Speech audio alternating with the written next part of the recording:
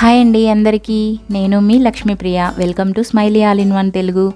ఈరోజు ఇంట్లోనే జ్యూసీగా సాఫ్ట్గా టేస్టీగా గులాబ్ జామ్ ఎలా తయారు చేసుకోవాలో చూద్దాం. చాలామందికి గులాబ్ జామ్ చేసేటప్పుడు మధ్యలో ఉండగలాగా ఉండడం, లేదా పిండిగా ఉండడం, లేదా పగుళ్ళు రావడం, వేయించేటప్పుడు గులాబ్ జామ్ విరిగిపోవడం లాంటివి జరుగుతుంటాయి. అలా రాకుండా సాఫ్ట్గా టేస్టీగా జ్యూసీగా రావాలంటే ఈ వీడియో చూసేయండి. ముందుగా మనం ఈ గులాబ్ జామ్ తయారు చేసుకోవడానికి ఏదైనా ఇన్స్టంట్ గులాబ్ జామ్ పౌడర్ని తీసుకోండి. దీన్ని ఒక గిన్నెలోకి వేసుకోవాలి.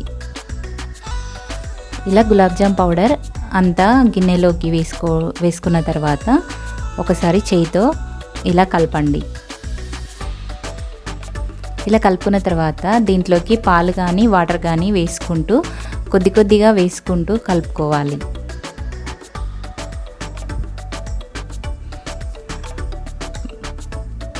ఇలా మెత్తని బాల్లా కలుపుకోవాలి. మరీ మెత్తగా అయితే కలపొద్దు. ఇలా ఒక 10 నిమిషాలు మూత పెట్టుకొని పక్కన పెట్టుకుందాం. ఇప్పుడు ఈ గులాబ్ జాముల కోసం షుగర్ సిరప్ని రెడీ చేసుకుందాం. స్టవ్ వెలిగించుకొని ఒక గిన్నె పెట్టుకొని అందులో 2 కప్స్ వరకు నేను షుగర్ని తీసుకున్నాను. మనం షుగర్ ఎంత అయితే తీసుకుంటామో అదే సేమ్ క్వాంటిటీ వాటర్ కూడా తీసుకోవాలి. ఇప్పుడు 2 కప్స్ షుగర్, 2 కప్స్ వాటర్ వేసుకున్న తర్వాత ఒక 2 ఇలాచీస్ని ఇలా వేసేసుకోవాలి. ఇలా మీడియం ఫ్లేమ్లో బాయిల్ అవ్వనివ్వాలి. మనకు షుగర్ సిరప్ రెడీ అవుతుంది.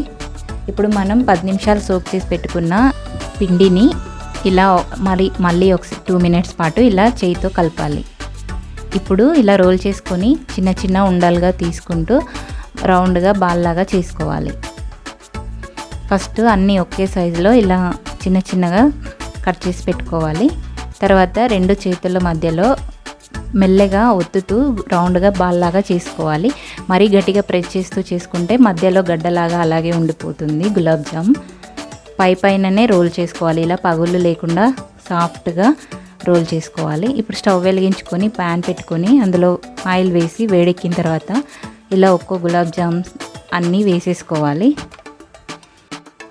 ఇప్పుడు లో టు మీడియం ఫ్లేమ్లో ఉంచి గులాబ్ జాములు ఫ్రై చేసుకోవాలి. మనకు మరీ ఆయిల్ హీట్గా ఉన్నట్లయితే మనకు గులాబ్ జామ్ పైన కలర్ వచ్చేస్తుంది, కానీ లోపల అలాగే ఉండిపోతుంది. కాబట్టి మనం మంటని మీడియం ఫ్లేమ్లో ఉంచి గులాబ్ జాములు డీప్ ఫ్రై చేసుకోవాలి. అప్పుడే మనకు బాగా వస్తాయి. లేదంటే బ్రేక్ అయిపోవడం, అట్లా లోపల పిండిగా ఉండడం జరుగుతుంది.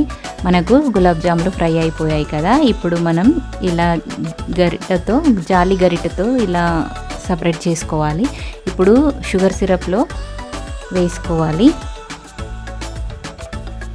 షుగర్ సిరప్లో వేసి మూత పెట్టుకొని ఒక 2-3 అవర్స్ మనం ఈ గులాబ్ జాములు సోక్ చేసుకోవాలి. అప్పుడే మనకు గులాబ్ జామ్లకి షుగర్ సిరప్ లోపల వరకు పడుతుంది. మంచిగా స్పాంజీ లాగా గులాబ్ జామ్స్ మనకు పర్ఫెక్ట్గా వస్తాయి.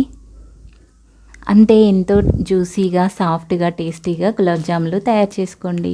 మీకు కనుక నా ఈ రెసిపీస్ నచ్చినట్లయితే తప్పకుండా లైక్ చేయండి, షేర్ చేయండి, కామెంట్ చేయండి, సబ్స్క్రైబ్ చేయండి.